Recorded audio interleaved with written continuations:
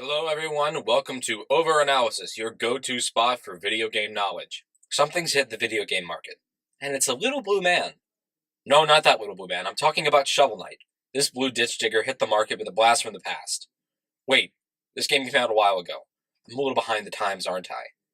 But I want to talk about the kind of game it is. Platformer? Yeah, but not really where I was going. I was thinking more along the lines of indie games. Independent gaming has a serious market these days, bringing in serious cash to small game developers, most of this money coming from video game hipsters like me. But what struck gold with the indie market? Games like Shovel Knight and Braid hit the nail on the head, but were they before the boom, or were they just riding the aftershock? Let's start from the beginning. The birth of indie gaming began in the 1990s, the early 1990s to be exact.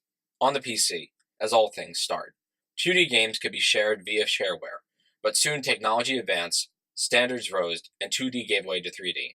Then, in the later half of the 2000s, the sale of indie games steadily rose, and things like Kickstarter allowed people to essentially pre-order and help fund a game themselves. But what is an indie game? Is it a game with an affinity towards handlebar mustaches, cigarettes, and chai lattes? Do they sing sweet songs in a mildly monotone voice about how a relationship went horribly awry with the occasional hey or ho placed ever so carefully between a G chord and a B minor?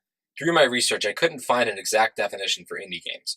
What's widely accepted, though, is that a single developer or a small team of developers who are independently funded of big-name game publishers are the usual suspects as an indie game developer. So this is one characteristic. Another big factor is that the games are sold digitally. This brings in more revenue to the developers and gets their product out faster than you can say Minecraft. But another big point about indie games is the graphics. For the most part, indie games seem to be art-centric when it comes to the graphic style. Using glossy pigs over 4K textures was a choice after all, a specific choice. Whether it was to make the game run more smoothly or for artistic expression, indie games all have unique graphic styles. Take a look at Limbo.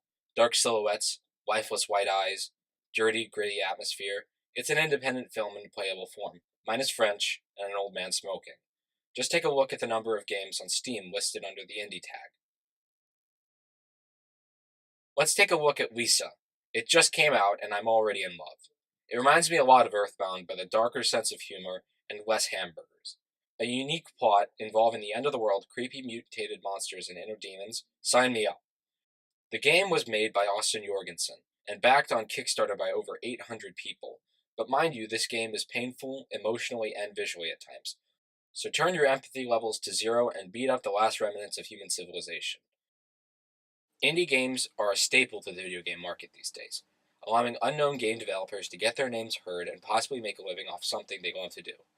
The rise of indie gaming seemed to be a slow and steady climb that shot up with the advancement of technology. So thank you, Internet, for games like The Plan, where you play as a fly, and nothing more. But hey, I may be overthinking this a little bit. Thanks for watching.